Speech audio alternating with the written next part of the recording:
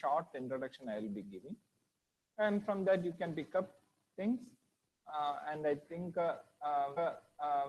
we will be in an interacting mode, so that I can understand what is in your mind. Okay, and mostly I'll be switching to the slides. Hope you can see the slides, isn't it? Can you see the slide? Yes. Yes. Okay. Okay. Okay.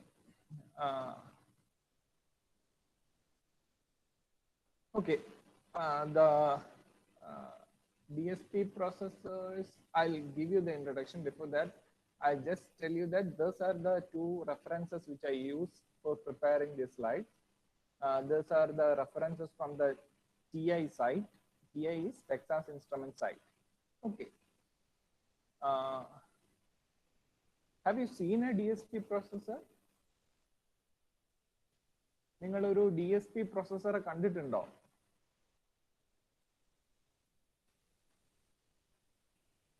See, we will interact because നിങ്ങൾ ആരും മിണ്ടാതിരുന്ന things we cannot communicate.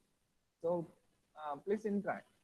ഞാൻ എന്തായാലും നിങ്ങൾക്ക് mark ഇടാനോ നിങ്ങളെ assess ചെയ്യാനോ ഒന്നും പോകുന്നില്ല. So you are free to interact. Okay. നിങ്ങൾ എവിടെയെങ്കിലും നിങ്ങൾ ഒരു DSP പ്രോസസ്സർ കണ്ടിട്ടുണ്ടോ? ഏതെങ്കിലും ഒരു ഇലക്ട്രോണിക് എക്യുപ്മെന്റ്സിലോ അല്ലെങ്കിൽ എവിടെയെങ്കിലും നിങ്ങൾ അത് കണ്ടിട്ടുണ്ടോ? Some has answered no. This picture gives you an image of a DSP processor, and it is a TMS 320 series processor 2. Okay. ഇതുപോലെ ആയിരിക്കും നിങ്ങൾ ഒരു സർക്യൂട്ടിൽ ഒരു DSP പ്രോസസ്സർ ഫിറ്റ് ചെയ്ത് കാണുക. പലപ്പോഴും നിങ്ങളുടെ മൊബൈൽ ഫോണുകളിൽ കുറച്ചൊക്കെ എങ്കിലും DSP പ്രോസസ്സറുകളാണ്. അതുപോലെ നിങ്ങൾ UPSകളിൽ, അതുപോലെ സാറ്റലൈറ്റ് കമ്മ്യൂണിക്കേഷൻ സിസ്റ്റംസ്, അങ്ങനെ ഒരുപാട് നമ്മൾ എവിടെയൊക്കെ പ്രോസസ്സിങ് സിഗ്നലിനെ പ്രോസസ് ചെയ്ത് കൺട്രോൾ ചെയ്യേണ്ട സാഹചര്യങ്ങൾ ഉണ്ടോ അവിടെയൊക്കെ നമ്മൾ DSP പ്രോസസ്സേഴ്സ് യൂസ് ചെയ്യും. അപ്പൊ എന്താണ് ഒരു DSP പ്രോസസ്സർ എന്നുള്ളതിന് ഒരു ഷോർട്ട് ഡെഫിനിഷൻ പറയാം. ഇതാണ് അതിന്റെ ഒരു ഇമേജ്. ഇത് ഈ കാണുന്ന DSP TMS 320 എന്ന് എഴുതിയിരിക്കുന്ന അതാണ് ഒരു DSP പ്രോസസ്സർ. ഓക്കെ, ഇനി അതിന്റെ ഒരു ഷോർട്ട് ഡെഫിനിഷൻ.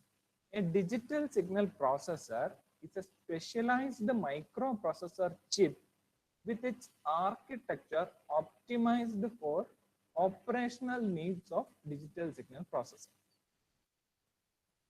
ആ ഒരു ഡെഫിനിഷൻ അങ്ങനെ വായിച്ചാൽ നിങ്ങൾക്ക് പെട്ടെന്നൊന്നും മനസ്സിലായി എന്ന് വരില്ല. പക്ഷെ ഒരു കാര്യം മനസ്സിലാക്കുക, it's A specialised micro processor chip.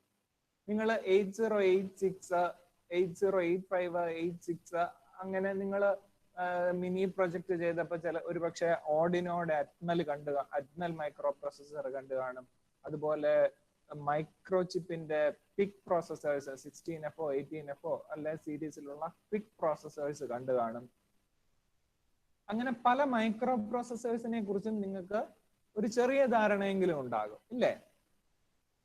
Okay, അതിൽ നിന്ന് എന്താ വ്യത്യാസം? This is A specialised micro processor. എന്താണ് വ്യത്യാസം? ആ സ്പെഷ്യലൈസ്ഡ് എന്നുള്ളതാണ്. എന്താണ് സ്പെഷ്യൽ?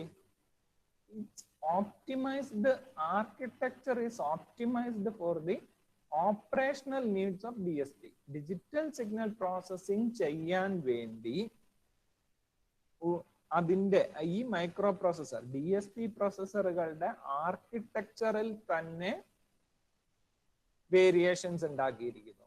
അത്തരം പ്രോസസേഴ്സിനെയാണ് നമ്മൾ ഡിജിറ്റൽ സിഗ്നൽ പ്രോസസേഴ്സ് എന്ന് പറയുന്നത്. ഓക്കെ, അതായത് സ്പെഷ്യലൈസ്ഡ് മൈക്രോ പ്രോസസർ ആണ്. അതിനോടൊപ്പം ഈ സ്പെഷ്യലൈസ്ഡ് എന്ന് പറയാൻ കാരണം എന്താ? ഡിജിറ്റൽ സിഗ്നൽ പ്രോസസ്സിംഗ് അപ്ലിക്കേഷൻസിന് വേണ്ടി സ്പെഷ്യൽ ആയിട്ട് ഒരു ആർക്കിടെക്ചർ തന്നെ നമ്മുടെ ഈ DSP പ്രോസസേഴ്സിലുണ്ട്. സാധാരണ മൈക്രോ പ്രോസസറുകളിനെ അപേക്ഷിച്ച് special architecture for operational needs of digital signal processing. അപ്പൊ അത്തരം പ്രോസസ്സറുകളെയാണ് നമ്മൾ ഡിജിറ്റൽ സിഗ്നൽ പ്രോസസ്സിംഗ് പ്രോസസ്സേഴ്സ് എന്ന് പറയുന്നത്. ഇനി എന്താണ് ഈ operational needs of digital signal processing? എന്താണ് നമ്മൾ ഈ ഡിജിറ്റൽ സിഗ്നൽ പ്രോസസ്സിംഗിൽ കൂടുതലായിട്ട് ചെയ്യുന്നത്? എന്താണ് അതിന്റെ ഓപ്പറേഷണൽ നീഡ്സ്? എന്താണ്? നിങ്ങൾക്ക് എന്തെങ്കിലും ഒരു ധാരണയുണ്ടോ? നിങ്ങൾ പലതരം ഓപ്പറേഷൻസ് ഡിജിറ്റൽ സിഗ്നൽ പ്രോസസ്സിംഗിൽ പഠിച്ചു ഇല്ലേ? ഏതൊക്കെ ഓപ്പറേഷൻസ് ആണ് നിങ്ങൾ പഠിച്ചത്? നിങ്ങൾ ഫസ്റ്റ് മൊഡ്യൂളിൽ എന്താ പഠിച്ചത്?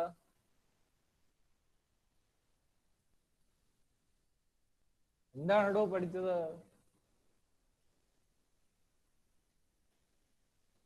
എടോ നിങ്ങൾ ആരെങ്കിലും ഒന്ന് ആൻസർ ചെയ്യേ. ഞാൻ എന്റെ സ്റ്റുഡൻസിനോട് പലപ്പോഴും പറയാറുണ്ട്, നിങ്ങൾ ആൻസർ ചെയ്തില്ലെങ്കിൽ ദിസ് ബിക്കംസ് ടു ബോറിംഗ്. നിങ്ങൾ എന്തെങ്കിലും നിങ്ങൾക്ക് അറിയാവുന്ന എന്തെങ്കിലും ഫസ്റ്റ് മൊഡ്യൂളിൽ എന്താ പഠിച്ചതെന്നൊക്കെ നിങ്ങൾ മറന്നുപോയോ? അതോ അങ്ങനെ നിങ്ങളൊന്നും ചോദിക്കാറില്ലേ? Okay, convolution. പിന്നെ എന്ത് പഠിച്ചു? കൺവല്യൂഷൻ ആണോ ഫസ്റ്റ് മൊഡ്യൂളിന്റെ ഒരു എസെൻസ്? കൺവല്യൂഷൻ ആണോ? ഫസ്റ്റ് മൊഡ്യൂളിൽ നമ്മൾ പ്രധാനമായിട്ടും പഠിച്ചത് എന്താ?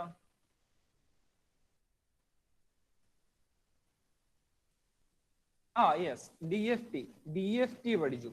അതായത് ഫുറിയർ ട്രാൻസ്ഫോംസ് എടുക്കാൻ പഠിച്ചു. ഓക്കെ, പിന്നെ വേറെന്ത് പഠിച്ചു? ഫുറിയർ ട്രാൻസ്ഫോമിന്റെ തന്നെ പല ഓപ്പറേഷൻസ് ആയ ഫാസ്റ്റ് ഫുറിയർ ട്രാൻസ്ഫോംസ് ഒക്കെ എടുക്കാൻ പഠിച്ചു. ഓക്കെ, സെക്കൻഡ് തേർഡ് മൊഡ്യൂൾസിൽ എന്താ പഠിച്ചത്?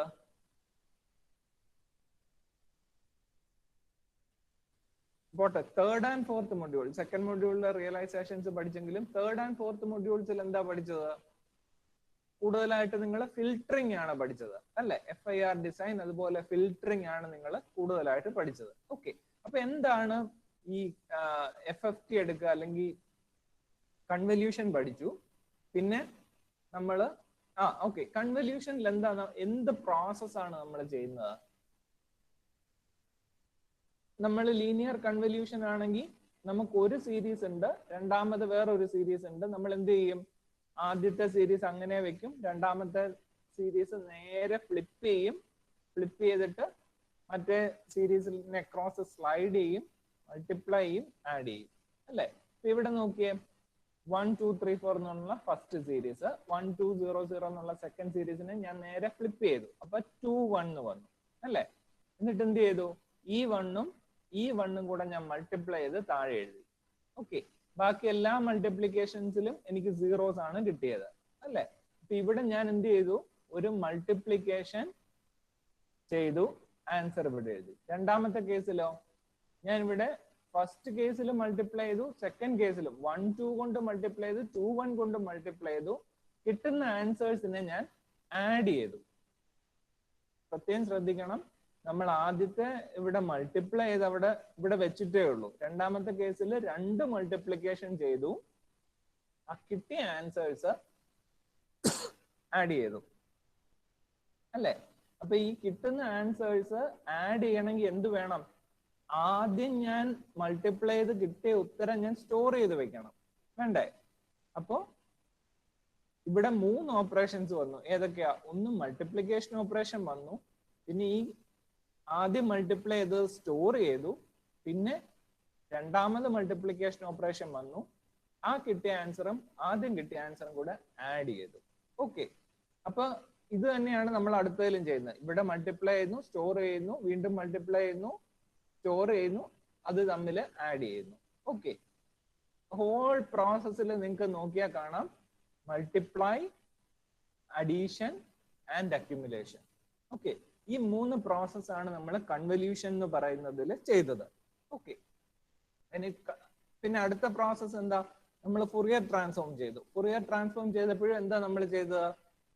ഏറ്റവും സിമ്പിൾ ആയിട്ട് പറഞ്ഞ 2 മെട്രിക്സസ് മൾട്ടിപ്ലൈ ചെയ്യുക ചെയ്തത്. ഇവിടെ എന്താ ചെയ്യുന്നത്? ഫസ്റ്റ് റോയും ഫസ്റ്റ് കോളവും കൂടെ മൾട്ടിപ്ലൈ ചെയ്യുന്നു. മൾട്ടിപ്ലൈ ചെയ്യുമ്പോൾ 1 into 1 1 into 1 1 into 0 1 into 0. Okay, multiply ചെയ്യുന്നു, അത് സ്റ്റോർ ചെയ്യുന്നു, ആഡ് ചെയ്യുന്നു. അപ്പൊ ഇവിടെയും പ്രോസസ് എന്താണ്? Multiply, add, accumulate. അപ്പൊ ഈ മൾട്ടിപ്ലൈ, ആഡ്, അക്യുമുലേറ്റ് എന്നുള്ളതാണ് നമ്മൾ കൂടുതലായിട്ട് ചെയ്യുന്നത്. ഇനി നിങ്ങൾ ഫിൽറ്ററിംഗിലേക്ക് വരുന്നു.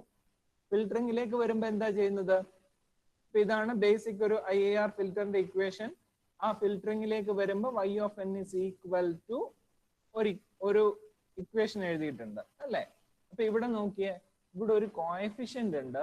ആ കോഎഫിഷ്യന്റ് കൊണ്ട് y ഓഫ് n മൈനസ് വണ്ണിനെ മൾട്ടിപ്ലൈ ചെയ്യുന്നു. y of n minus one എന്ന് പറയുന്നത് ഏതാ? തൊട്ട് മുമ്പത്തെ സാമ്പിളിലുള്ള y ഓഫ് n നെയാണ് y of n minus one എന്ന് പറയുന്നത് അല്ലേ? y of n minus one നമുക്ക് കിട്ടണമെങ്കിൽ എന്ത് ചെയ്യണം? ആ ഇൻസ്റ്റന്റിലെ സാമ്പിൾ നമ്മൾ സ്റ്റോർ ചെയ്തിരിക്കണം, വേണ്ടേ? അല്ലേ? അപ്പൊ ആ ഇൻസ്റ്റന്റിലെ സാമ്പിൾ നമ്മൾ സ്റ്റോർ ചെയ്തിട്ടുണ്ട്, നമ്മൾ ഇവിടെ മൾട്ടിപ്ലൈ ചെയ്യുന്നു. ഓക്കെ, രണ്ടാമത്തത് നോക്കിയേ, ഇവിടെ 5 എന്ന് പറയുന്ന കോഎഫിഷ്യന്റ് കൊണ്ട് y of n minus two, അതായത് 2 സാമ്പിൾ മുമ്പ്, തൊട്ട് പ്രീവിയസ് സാമ്പിൾ അല്ല, അതിനും മുമ്പത്തെ സാമ്പിൾ കൊണ്ട് മൾട്ടിപ്ലൈ ചെയ്യുന്നു. അപ്പൊ അതും നമ്മൾ സ്റ്റോർ ചെയ്തിരിക്കണം. അപ്പൊ ഇവിടെ ആശയപരമായിട്ട് നമ്മൾ എന്താ ചെയ്യുന്നത്? We multiply, add and accumulate. അപ്പൊ ഈ ഓപ്പറേഷൻസ് ആണ് നമ്മൾ DSPയിൽ പ്രധാനമായിട്ടും ചെയ്യുന്ന ഓപ്പറേഷൻസ്. ഓക്കെ, അപ്പൊ ഇത് ചെയ്യാൻ വേണ്ടി ഓപ്റ്റിമൈസ് ചെയ്ത പ്രോസസ്സേഴ്സിനെയാണ് നമ്മൾ DSP പ്രോസസ്സേഴ്സ് എന്ന് പറയുന്നത്, എന്ന പേരിട്ട് വിളിക്കുന്നത്. ഓക്കെ, ഇനി എന്താണ് ഒരു DSP ഓപ്പറേഷൻ, അല്ലെങ്കിൽ ഈ ഒരു DSP പ്രോസസ്സർ നമ്മൾ എവിടെയാണ് ഉപയോഗിക്കുന്നത്? നമുക്കറിയാം പലതരം കൺട്രോൾ ഓപ്പറേഷൻസ്. ഇപ്പൊ ഒരു PV എനർജി നമുക്ക് എടുക്കണം. എനർജി എടുക്കണമെങ്കിൽ നമ്മൾ എന്ത് ചെയ്യും? നമ്മൾ വോൾട്ടേജ്, നിങ്ങൾ മാക്സിമം പവർ പോയിന്റ് ട്രാക്കിംഗ് അറിയാം, അതുപോലെ ഗ്രിഡിലേക്ക് കണക്ട് ചെയ്യുമ്പോൾ ഉള്ള ബുദ്ധിമുട്ടുകൾ. അപ്പൊ ഇതിനെല്ലാം വളരെ ഫാസ്റ്റ് ആയിട്ടുള്ള പ്രോസസ്സിംഗ് വേണം. ഓക്കെ, അപ്പൊ ഓൾമോസ്റ്റ് റിയൽ ടൈം പ്രോസസ്സിംഗ് തന്നെ വേണം. ഓക്കെ, അപ്പൊ ഫോർ എക്സാമ്പിൾ നിങ്ങളുടെ ഒരു ഫോൺ, നിങ്ങളൊരു ഫോൺ ചെയ്യുന്നു എന്ന് വിചാരിക്കുക. നിങ്ങളൊരു ഫോൺ ചെയ്യണമെങ്കിൽ നിങ്ങൾക്ക് നിങ്ങൾ പറയുന്ന കാര്യം ഓൾമോസ്റ്റ് അതേ ഇൻസ്റ്റന്റിൽ തന്നെ നിങ്ങൾക്ക് വളരെ അകലെ ഇരിക്കുന്ന ഒരാൾക്ക് റിസീവ് ചെയ്യണം, വേണ്ടേ? എന്നാലല്ലേ നിങ്ങൾക്ക് ഒരു ഫോൺ ചെയ്യാൻ പറ്റുള്ളൂ. അപ്പൊ ഈ പ്രോസസ്സ് കൃത്യമായിട്ട് നടക്കണമെങ്കിൽ ഈ DSP ഓപ്പറേഷൻസ് വളരെ ഫാസ്റ്റ് ആയിരിക്കണം. ഫോർ എക്സാമ്പിൾ നമ്മൾ സംസാരിക്കുന്ന ആ കാര്യം അത് ഫിൽട്ടർ ചെയ്യണം. ഫസ്റ്റ് നമ്മൾ സംസാരിക്കുന്നതിലെ നോയ്സ് ഒക്കെ കളയണ്ടേ, എന്നിട്ട് വേണം അത് പ്രോസസ് ചെയ്യാൻ. ഫിൽട്ടർ ചെയ്തിട്ട് പ്രോസസ് ചെയ്തിട്ട് അത് ട്രാൻസ്മിറ്റ് ചെയ്യണം, അടുത്ത സ്ഥലത്ത് അത് റിസീവ് ചെയ്ത് അത് നമുക്ക് ചെവിയിൽ സ്പീക്കർ വഴി കേൾപ്പിച്ചു തരണം. ഓക്കെ, ഈ പ്രോസസ്സിൽ ഒരുപാട് ഫിൽറ്ററിംഗ് ഉണ്ട്, അങ്ങനെ ഒരുപാട് പ്രോസസ്സ് നടക്കുന്നുണ്ട്. പക്ഷെ ഇതൊക്കെ ഓൾമോസ്റ്റ് റിയൽ ടൈമിൽ നടക്കണം. നമുക്കൊരു ഡിലേ ഉണ്ടെന്ന് തോന്നാത്ത വിധം ഈ കാര്യങ്ങൾ നടക്കണം. ഇത് ചെയ്യാൻ വേണ്ടി എന്ത് വേണം? വളരെ ഫാസ്റ്റ് ആയിട്ടുള്ള പ്രോസസ്സിംഗ് വേണം. ഓക്കെ, അപ്പൊ ഒരു എക്സാമ്പിൾ, അതായത് ഒരു DSP പ്രോസസ്സർ കൊണ്ട് അല്ലെങ്കിൽ നമ്മൾ എന്താണ് യൂഷ്വലി ചെയ്യുന്നത്, അല്ലെങ്കിൽ എങ്ങനെയാണ് അത് ചെയ്യുന്നത് എന്നുള്ള ഒരു എക്സാമ്പിൾ ഞാൻ കാണിച്ചു തരാം. ഒരു ജനറലൈസ്ഡ് എക്സാമ്പിൾ കാണിച്ചു തരാം.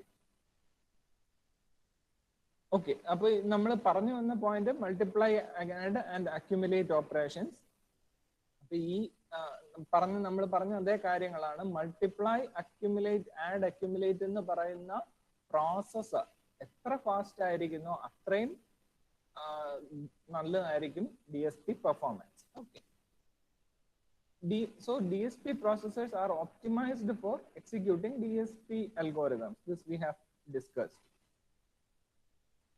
Okay, and ഈ മെമ്മറി ആർക്കിടെക്ചേഴ്സിൽ വളരെ ഒരു വ്യത്യാസം എന്താണെന്ന് വെച്ചാൽ, this should be able to fetch multiple data or instructions at the same time. ഇതെല്ലാം നമ്മൾ we will see how they are doing.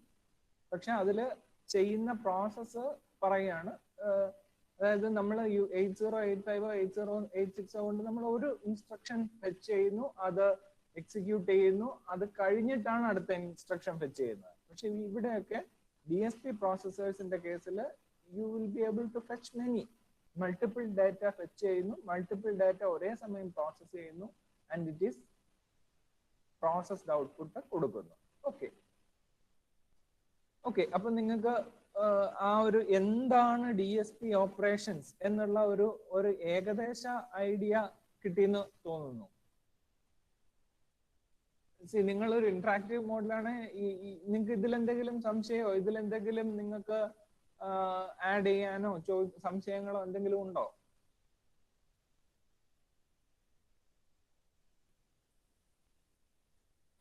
ഇല്ലെങ്കിൽ നമുക്ക് അടുത്ത ഒരു സ്റ്റെപ്പിലേക്ക് പോവാം. Okay, it's clear. Okay, thank you. Okay, വേറെ ആർക്കെങ്കിലും എന്തെങ്കിലും സംശയങ്ങൾ? ഒന്നുമില്ല. ഉണ്ടെങ്കിൽ വളരെ ഓപ്പൺ ആയിട്ട് ചോദിക്കാം. ഞാൻ നേരത്തെ പറഞ്ഞു, ഞാൻ anyway I am not going to judge you or anyway I am not going to give you marks or something. Okay okay okay, so we will move on. Okay, അപ്പൊ അതാണ് different type of D S P operations. D S P operations multiply, add, accumulate എന്ന് പറയുന്ന 3 operations ആണ് major ആയിട്ടുള്ളത്. അതിന്റെ fastness ആണ് നമ്മുടെ D S പിയുടെ പ്രോസസർ. അതിന്റെ ഫാസ്റ്റ്നെസ് ആണ് നമ്മുടെ control algorithm, how good the D S P executes എന്നുള്ളത് ഡിസൈഡ് ചെയ്യുന്നത്. ഓക്കെ, ഇനി who manufacturers D S P? ഒരുപാട് ഡി എസ് പി മാനുഫാക്ചറേഴ്സ് നമ്മുടെ മാർക്കറ്റിലുണ്ട്. You can see top digital signal processor and controller manufacturers. Many of you know those names. Texas Instruments market leaders ആണ്. അതുപോലെ NXP, ST is a very good, ഇപ്പൊ വളരെ ചീപ്പായിട്ട്. ഇപ്പൊ മൈക്രോചിപ്പിന്റെ, if you want to purchase a microchip DSP processor, for example 30F series or 33F series, you need to pay nearly 150 rupees. Okay, but this ST has now introduced the processors, 32-bit processors at very cheap rate. You can get it for 40 rupees. It's a very cheap, very efficient DSPs are manufactured by ST microcontrollers. Many of the market is switching to this ST microcontrollers. Analog devices, microchip, microchip, we already know it. We have usual processors as well as DSP processors from microchip. The non-semiconductors all have this DSP processors, and we will be studying about this Texas Instruments microcontrollers. Not microcontrollers, DSP processors exactly. Texas Instruments has that Texas Instruments has a wide range of, very wide range of ICs, and this DSP ICs also, they have a variety of DSP ICs, and we will take up one by one. We will be studying about this Texas Instruments DSPs. If you go to their site, search for this see, now they have changed their name. See, ഈ syllabus എഴുതുന്ന സമയത്ത് അത് DSP processors ആണ് നമ്മളൊക്കെ അതിനെ വിളിച്ചുകൊണ്ടിരുന്നത്. പക്ഷെ ഇപ്പൊ അത് TI തന്നെ അതിനെ പേര് വിളിക്കുന്നത് ഇപ്പോ MCUs, മൈക്രോ കൺട്രോളേഴ്സ് എന്നുള്ള പേരിലാണ് ഇപ്പൊ അതിന്റെ പേര് അങ്ങനെയാണ് അവര് ഐഡന്റിഫൈ ചെയ്യുന്നത്. അതുകൊണ്ട് നിങ്ങൾ സൈറ്റിൽ, ടെക്സാസിന്റെ സൈറ്റിൽ പോയാൽ they will be identifying it as microcontrollers. Both are the same thing. If you go to the minute details, you will see the same thing there. Okay, so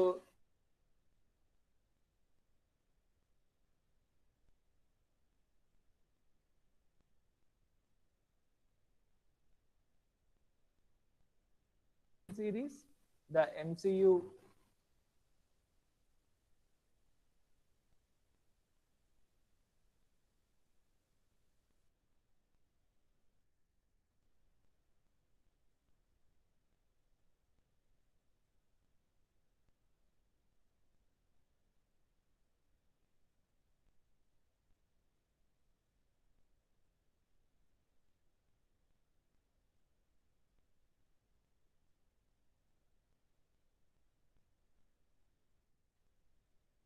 real-time control C2000 MCUs. Okay.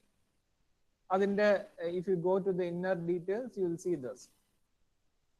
You will see that C2000 real-time controllers are high-performance microcontrollers that are purpose built to control power electronics and provide advanced digital signal processing in industrial automotive applications. അപ്പൊ നിങ്ങളത് മനസ്സിലാക്കുക, real time control. ഈ real time control എന്ന് പറയുന്ന ആ ഒരു കൺസെപ്റ്റില് ആണ് നിങ്ങൾ ഈ MCUs, അതായത് high performance digital signal processing MCUs ഉപയോഗിക്കുന്നത്. Nowadays, most of the time, നിങ്ങൾ ഇപ്പോൾ ഒരു ഗ്രിഡ് കണക്റ്റഡ് ഇൻവെർട്ടർ നിങ്ങൾ ചെയ്യണമെങ്കിൽ you have to switch fast.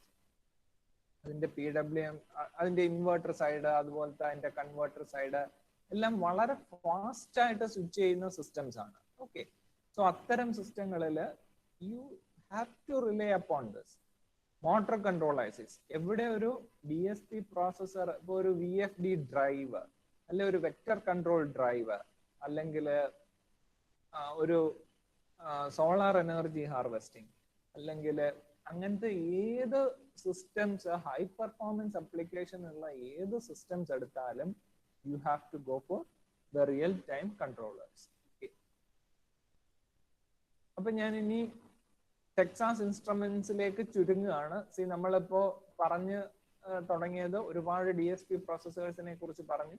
And we move on to the Texas Instruments DSPs, and we see that Texas Instruments has different types. Okay, ultra low power MSP 430 ICs ഉണ്ട്, അതുപോലെ real time ICs ഉണ്ട്, ARM based ICs ഉണ്ട്. But we will be discussing only on this C2000 MCUs. Okay. Okay, in that we have seen this. They are the real time control ICs, with the performance and very high speed. Okay. What is this TMS 320 family? നിങ്ങൾ 5th module fixed point, floating point ഒക്കെ പഠിച്ചു. And we see that this TMS 320 family consists of fixed point as well as floating point microprocessors. നിങ്ങൾക്ക് പഠിക്കാനുള്ള C240 series എന്ന് പറയുന്നത് it's a fixed point. Whereas C28335 okay, floating point ICs are.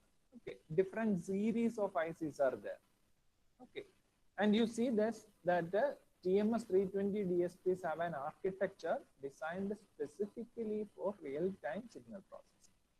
Real-time signal processing in vendi specific ആയിട്ട് design ചെയ്ത ഒരു architecture ആണ് DSP TMS 320 സീരീസിലുള്ള ICക്ക് ഉള്ളത്. Okay. I underline the word real-time signal processing. Okay. ഇനി എന്താണ് ഒരു സിഗ്നൽ പ്രോസസ്സിംഗ്, അതിന്റെ ഒരു ഇന്റൻസിറ്റി എന്താണെന്ന് മനസ്സിലാക്കാൻ വേണ്ടി ഞാൻ ഒരു ചെറിയ ഒരു എക്സാമ്പിൾ പറയാം. ഇപ്പൊ ഒരു സിസ്റ്റം ഉണ്ട്, ഒരു പ്രോസസ്സോ ഒരു പ്ലാന്റോ, ഇപ്പൊ എന്തെങ്കിലും ഒരു പ്രോസസ്സിനെ നിങ്ങൾക്ക് കൺട്രോൾ ചെയ്യണം, അല്ലെങ്കിൽ നിങ്ങൾക്ക് ഒരു സിസ്റ്റത്തിനെ കൺട്രോൾ ചെയ്യണം, അല്ലെങ്കിൽ ഒരു പ്ലാന്റിനെ കൺട്രോൾ ചെയ്യണം. അതാണ് നിങ്ങളുടെ ഇന്റൻഷൻ. ഓക്കെ, അപ്പൊ ഇത് കൺട്രോൾ ചെയ്യാൻ വേണ്ടി നിങ്ങളൊരു ഡിജിറ്റൽ സിഗ്നൽ പ്രോസസ്സറിനെ എംപ്ലോയ് ചെയ്യും. ഓക്കെ, ഇതെങ്ങനെ കൺട്രോൾ ചെയ്യും? ഈ സിസ്റ്റത്തിൽ നിന്ന് അല്ലെങ്കിൽ ഡിജിറ്റൽ സിഗ്നൽ പ്രോസസ്സറിലേക്ക് കൺട്രോൾ വേരിയബിൾസ് വേണം, അല്ലേ?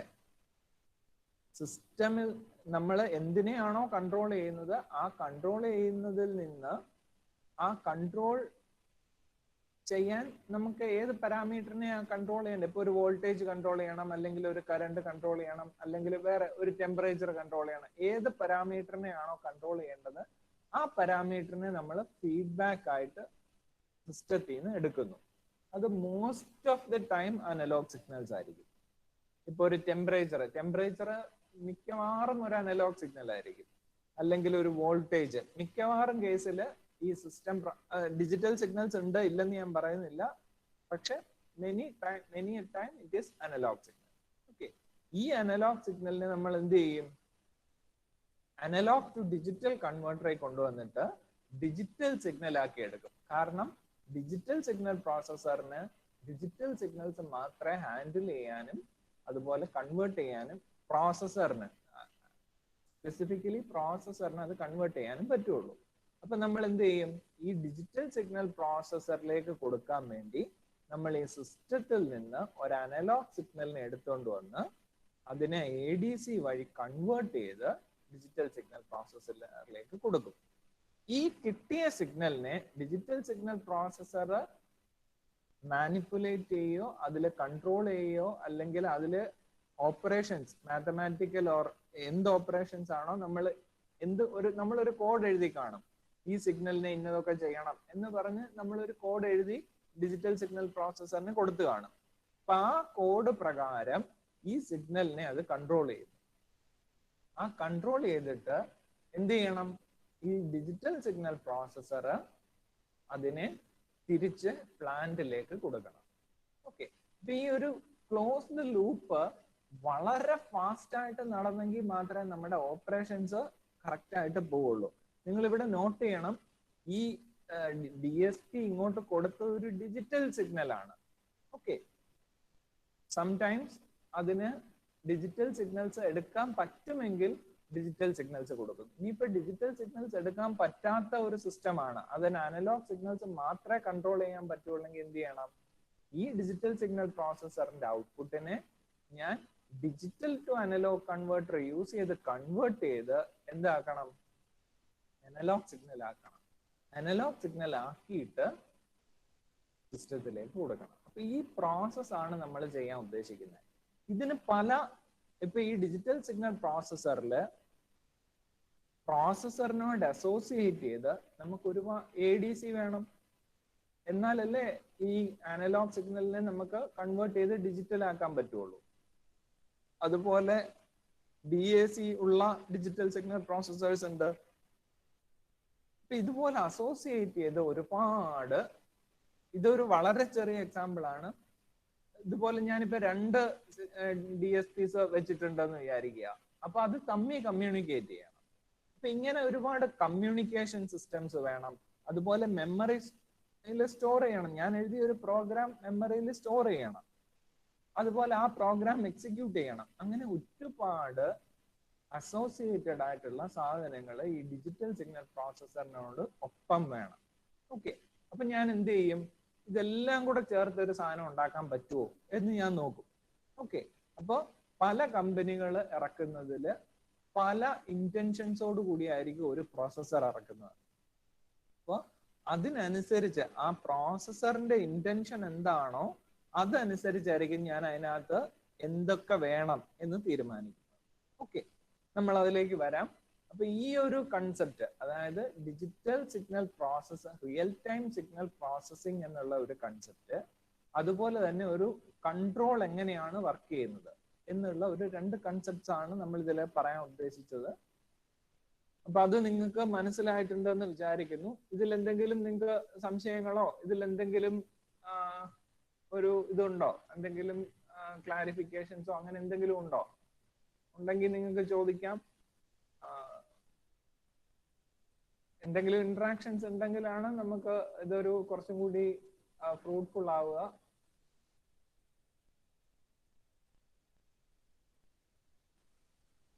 ഇല്ലെങ്കിൽ നമുക്ക് അടുത്ത ഒരു സ്റ്റേജിലേക്ക് പോവാം. അടുത്ത ഒരു സ്റ്റേജ് നമ്മൾ എന്താണ് ഒരു DSP പ്രോസസ്സർ കൊണ്ട് എങ്ങനെയാണ് നമ്മൾ അത് ചെയ്യാൻ ഉദ്ദേശിക്കുന്നതെന്നാണ്. ഈ പറയുന്ന കാര്യമാണ് നമ്മൾ ചെയ്യുന്നത്, അതെങ്ങനെ ചെയ്യാൻ പറ്റും എന്നാണ് നമ്മൾ അടുത്തായിട്ട് നോക്കുന്നത്. അപ്പൊ അതിന് മുമ്പ് ഒരു ചെറിയ കാര്യം, TMS 320 ഫാമിലി. അപ്പൊ ഈ TMS 320 ഫാമിലി നമ്മൾ ഈ C2000 എന്ന് പറഞ്ഞത് ഇവിടെ കണ്ടോ? ഈ C2000 എന്ന് പറയുന്ന കാറ്റഗറിയിലുള്ള ICസിനെ കുറിച്ചാണ് നമ്മൾ പഠിക്കുന്നത്. പക്ഷെ you have C5000 series, C6000 series ഒക്കെ ICs ഉണ്ട്. ഇവിടെ നമ്മൾ കൂടുതൽ കൺട്രോൾ സിസ്റ്റം അല്ലെ, നമ്മൾ നേരത്തെ കണ്ട പോലെ ഇലക്ട്രിക്കൽ അല്ലെ മോട്ടോർ ഡ്രൈവ് കൺട്രോൾ, അത്തരം കാര്യങ്ങളാണ് നമ്മൾ mostly discuss on this. But for this communication type we go to the C6000 series and all. അതുപോലെ വേറെ ഒരു വളരെ ഇമ്പോർട്ടൻ്റ് ആയിട്ടുള്ള ഒരു കാര്യമാണ്, ഒരു ICയുടെ പേരിൽ നിന്ന്, അതിന്റെ പുറത്ത് എഴുതിയിരിക്കുന്ന പേരിൽ നിന്ന് ആ IC ഡിവൈസിന്റെ ക്യാരക്ടറിസ്റ്റിക്സ് എങ്ങനെ റീഡ് ചെയ്യാം. ഒരു ഡേറ്റ ഷീറ്റ് നോക്കിക്കഴിഞ്ഞാൽ ഇതുപോലെ TMS 320 C240 PQL ഇങ്ങനെയൊക്കെ കാണാം. ഓക്കെ, ഇതൊക്കെ എന്താണ് മീൻ ചെയ്യുന്നത്? ടി എം എസ് എന്ന് പറയുന്നത് എന്താണ് മീൻ ചെയ്യുന്നത്? ടി എം എസ് എന്ന് പറയുന്നത് ഒരു ക്വാളിഫൈഡ് ഡിവൈസ് ആണ്. അത് യൂസ് ചെയ്യാൻ പറ്റുന്ന ഒരു ഡിവൈസിനെയാണ് ടി എം എസ് റെപ്രസെന്റേഷൻ കൊണ്ട് മീൻ ചെയ്യുന്നത്. നിങ്ങൾ ഇത് ഓരോന്നും വായിച്ച് നോക്കിയാൽ കാണാം. Because I want to finish this at 1:30 or 1:35, I'll just rush through this. അങ്ങനെ ഓരോന്നും, അതായത് ഡിവൈസ് ഫാമിലി 320 ആണ്. ടെക്നോളജി സി എന്ന് പറയുന്നത് റോം ടൈപ്പ് ആണ്. ഇത് തന്നെ എഫ് ടൈപ്പ് ഉണ്ട്. 320 F240 ഉണ്ട്. F240 ആണെങ്കിൽ അതിനകത്ത് ഇൻബിൽറ്റ് ആയിട്ട് ഫ്ലാഷ് ഇ സ്ക്വയർ പ്രോം ഉണ്ടാവും. ഓക്കെ, അതുപോലെ package type, device type, temperature, ഏത് ടെമ്പറേച്ചറിലൊക്കെ ഇത് ഉപയോഗിക്കാം, ഇത്തരം കാര്യങ്ങളാണ് നമ്മൾ ഈ പേരിൽ നിന്ന് നമുക്ക് മനസ്സിലാകുന്നത്. ഓക്കെ, അപ്പൊ നമ്മൾ TMS 320 എന്ന് പറയുന്ന ഫാമിലി നേരത്തെ ഞാൻ പറഞ്ഞു, ഇവിടെ ഇത് മുഴുവൻ 320 എന്ന് പറയുന്ന ഫാമിലിയാണ്. അപ്പൊ ഈ 320 എന്ന് പറയുന്ന ഫാമിലിയിൽ C2000 എന്ന് പറയുന്ന സീരീസിൽ മാത്രമേ നമ്മൾ പഠിക്കുന്നുള്ളൂ. എന്നാലും ആ ഫാമിലിയുടെ കുറച്ച് പ്രത്യേകതകളാണ് നമ്മൾ ഇവിടെ പറയുന്നത്. ഓക്കെ, പ്രധാനമായിട്ട് it's A very flexible instruction set. Instruction set വളരെ ഫ്ലെക്സിബിൾ ആണ്. എപ്പോഴും നമ്മൾ ഒരു കാര്യം ശ്രദ്ധിച്ചാൽ മനസ്സിലാകും. നിങ്ങൾ മൈക്രോ പ്രോസസർ പഠിക്കുമ്പോഴും അതുപോലെ ഓർഡിനോ ഉപയോഗിച്ചാലും അല്ലെങ്കിൽ അതുപോലുള്ള സിസ്റ്റംസ് യൂസ് ചെയ്യുമ്പോൾ നിങ്ങൾക്ക് മനസ്സിലാകുന്ന ഒരു കാര്യം എന്താണെന്ന് വെച്ചാൽ, ഇൻസ്ട്രക്ഷൻ സെറ്റ് വളരെ ഈസി ആണെങ്കിൽ നമുക്ക് അത് യൂസ് ചെയ്യാൻ വളരെ ഈസി ആയിരിക്കും. ഓക്കെ, അപ്പൊ അതുകൊണ്ട് പലപ്പോഴും ഈ ഇൻസ്ട്രക്ഷൻ സെറ്റ് 8085 നിങ്ങൾ പഠിച്ച ഓർമ്മയില്ലേ, ഇൻസ്ട്രക്ഷൻ സെറ്റ് ഒരുപാട് പഠിക്കാനും ഒക്കെ ഉണ്ട്. അപ്പൊ അതുപോലെയല്ല, നമ്പർ ഓഫ് ഇൻസ്ട്രക്ഷൻസ് കുറച്ചു കൊണ്ടുവന്നിട്ട് ആ ഇൻസ്ട്രക്ഷൻസ് കൊണ്ട് തന്നെ നമുക്ക് എല്ലാ കാര്യങ്ങളും ചെയ്യാൻ പറ്റുന്ന രീതിയിൽ ആക്കി മാറ്റുക. ഓക്കെ, അതാണ് ഈ ഇൻസ്ട്രക്ഷൻ സെറ്റിന്റെ ഒരു അഡ്വാൻറ്റേജ്. ഇൻസ്ട്രക്ഷൻ സെറ്റിന്റെ എണ്ണം കൂടിക്കഴിഞ്ഞാൽ യൂസ് ചെയ്യാനുള്ള ബുദ്ധിമുട്ട് ഉണ്ടാവും. അപ്പൊ അതുകൊണ്ട് നമ്മൾ വളരെ ഫ്ലെക്സിബിൾ ആയിട്ട് ചെറിയ ഇൻസ്ട്രക്ഷൻ സെറ്റ് ആണ് യൂസ് ചെയ്യുന്നത്. Inherent operational flexibility. എന്താണ് ഈ ഓപ്പറേഷണൽ ഫ്ലെക്സിബിലിറ്റി? ഈ ഡിവൈസ് യൂസ് ചെയ്യാനുള്ള ഒരു ഫ്ലെക്സിബിലിറ്റി ഉണ്ട്. ഓക്കെ, അപ്പൊ ഈ ഡിവൈസ് യൂസ് ചെയ്യുന്ന ഒരു ഫ്ലെക്സിബിലിറ്റി വളരെ കൂടുതലാണ് ഈ TMS 320യുടെ കേസിൽ. Okay, next one is high speed performance. നേരത്തെ ഞാൻ പറഞ്ഞു, കൺട്രോൾ ആപ്ലിക്കേഷൻസ് വളരെ ഫാസ്റ്റർ ആണെങ്കിൽ നമ്മുടെ പെർഫോമൻസ് വളരെ ഫാസ്റ്റ് ആയിട്ടുള്ള പെർഫോമൻസ് ഉണ്ടെങ്കിൽ മാത്രമേ നമ്മുടെ കൺട്രോൾ ആപ്ലിക്കേഷൻസ് നമുക്ക് മാനേജ് ചെയ്യാൻ പറ്റുള്ളൂ. ഹൈ സ്പീഡ് ഉള്ള സിസ്റ്റംസ് ആണെങ്കിൽ മാത്രമേ നമുക്ക് റിയൽ ടൈം പ്രോസസ്സിംഗ് സാധ്യമാകൂ. Innovative parallel architecture. നേരത്തെ ഞാൻ പറഞ്ഞു, നിങ്ങൾ 8085 8086 ഒക്കെ പഠിക്കുന്ന സമയത്ത് ഇൻസ്ട്രക്ഷൻസ് സീരീസ് ആയിട്ട് ഒരു ഇൻസ്ട്രക്ഷൻ എടുത്തു, അത് പ്രോസസ്സർ ആ ഇൻസ്ട്രക്ഷൻ വർക്ക്ഔട്ട് ചെയ്തു, അതിനുശേഷം മാത്രമേ അടുത്ത ഇൻസ്ട്രക്ഷൻ എടുക്കൂ. പക്ഷെ ഇവിടെയൊക്കെ പാരലായിട്ട് മൾട്ടിപ്ലൈ ചെയ്യാനും പാരലായിട്ട് ആഡ് ചെയ്യാനും പറ്റുന്ന innovative parallel architecture. Cost effectiveness. നിങ്ങൾ 1000 യൂഷ്വലി മാനുഫാക്ചറേഴ്സ് 1000 എണ്ണത്തിന്റെ പാക്കുകളായിട്ടാണ് സപ്ലൈ ചെയ്യുക. അപ്പോൾ 1000 എണ്ണം ഒക്കെ എടുത്തു കഴിഞ്ഞാൽ ഒരു $2, അതായത് 120 രൂപ 140 രൂപയൊക്കെ നമുക്ക് ഒരു DSP പ്രോസസ്സർ കിട്ടും. ഓക്കെ, ഇത് കൂടാതെ തന്നെ മെമ്മറിയും പെരിഫറൽസും സിംഗിൾ ചിപ്പിൽ. നേരത്തെ ഞാൻ പറഞ്ഞു, മെമ്മറി വേണം, പെരിഫറൽസ് വേണം. ഇതെല്ലാം കൂടെ നമ്മൾ ഒരു ഡിവൈസിലേക്ക് ഇന്റഗ്രേറ്റ് ചെയ്തപ്പോൾ cost of the chip has been reduced. Okay, അപ്പൊ ഇതാണ് TMS 320 ഫാമിലിയെ കുറിച്ച് പറയാനുള്ളത്. അതിൽ നമുക്ക് സ്പെസിഫിക് ആയിട്ട് പഠിക്കാനുള്ളത് C24X സീരീസിലുള്ള സാധനങ്ങളെ കുറിച്ചാണ് നമുക്ക് കൂടുതൽ പഠിക്കാനുള്ളത്. നേരത്തെ ഞാൻ പറഞ്ഞ പോലെ TMS 320 C24X. സി എന്ന് പറഞ്ഞാൽ എന്തായിരിക്കും? നമ്മൾ നേരത്തെ ഇവിടെ കണ്ടില്ലേ, സി എന്ന് പറഞ്ഞാൽ എന്തായിരിക്കും? It's a ROM type technology. Okay, 320 is device family, TMS is qualified device, 240 എന്താ? ഡിവൈസിന്റെ പേരാണ്. ആ C24XS ഡിവൈസിന്റെ 209, 203, 241, 242 ഇങ്ങനെ പല ഡിവൈസുകളുണ്ട്. ഓക്കെ, സിയിലും ഉണ്ട്, അതേപോലെ തന്നെ എഫിലും ഉണ്ട്. ഇതെല്ലാം പല വേരിയൻസ് ആണ്. 240 സീരീസിലുള്ള പല വേരിയൻസ് ആണ് ഇതൊക്കെ. ഓക്കെ, അതാണ് ഈ പല വേരിയന്റ് ആയതുകൊണ്ടാണ് ഈ എക്സ് ഡിനോട്ട് ചെയ്യുന്നത്. ഇപ്പൊ നേരത്തെ കാണിച്ച പോലെ 243 ഉണ്ട്, 249 ഉണ്ട്, അങ്ങനെ പല ഇതുമുണ്ട്. ഓക്കെ, അപ്പൊ ഈ എക്സ് റെപ്രസെന്റ് ചെയ്യുന്നത് it means 24 something has A variant. അപ്പൊ നമ്മൾ ഈ 24 എന്ന് പറയുന്ന സീരീസിലുള്ള സാധനങ്ങളെ കുറിച്ച് മാത്രമാണ് ഇനി പഠിക്കുന്നത്. Okay okay 24x basically design ചെയ്യുന്ന സമയത്ത് it is meant to control the digital motor control applications ആണ് പ്രധാനമായിട്ടും യൂസ് ചെയ്തിരുന്നത്. അത് കൂടാതെ it has a 16-bit word length along with 32-bit registers. നിങ്ങളും 8085 ഒക്കെ പഠിച്ചപ്പോൾ 8-bit ആയിരുന്നു അല്ലേ? ഇവിടെ വന്നപ്പോൾ 16-bit വേർഡ് ലെങ്ത് ഉണ്ട്, 32-bit registers for storing immediate results, and 2 hardware shifters available to scale numbers independently of the CPU. നിങ്ങൾ നോക്കിയേ, ഇത് നമ്മൾ ആർക്കിടെക്ചർ പഠിക്കുമ്പോൾ ഇത് കുറച്ചും കൂടി ഡീറ്റെയിൽഡ് ആയിട്ട് പഠിക്കും. പക്ഷെ നേരത്തെ ഞാൻ പറഞ്ഞില്ലേ, നമ്മൾ പഴയ ഒരു കൺസെപ്റ്റ് എന്താ, ഒരു ഇൻസ്ട്രക്ഷൻ എടുക്കുന്നു, അത് ഓപ്പറേറ്റ് ചെയ്യുന്നു, അത് എക്സിക്യൂട്ട് ചെയ്യുന്നു, അതിന്റെ റിസൾട്ട് തരുന്നു. പക്ഷെ ഇവിടെ നോക്കിയേ, ഇവിടെ എന്താ, 2 ഹാർഡ്വെയർ ഷിഫ്റ്റേഴ്സ് തന്നെയുണ്ട്, ഇൻഡിപെൻഡന്റ് ഓഫ് CPU. CPU കൂടാതെ CPU ഒരു സൈഡിൽ വർക്ക് ചെയ്യുന്ന സമയത്ത് തന്നെ ഇവിടെ നമ്മുടെ ഷിഫ്റ്റേഴ്സും വർക്ക് ചെയ്യും. അതായത് പാരലൽ ആയിട്ട് നമുക്ക് പ്രോസസ് ചെയ്യുക വഴി വളരെ ഫാസ്റ്റ് ആയിട്ട് നമുക്ക് സിസ്റ്റം വർക്ക് ചെയ്യാൻ പറ്റും.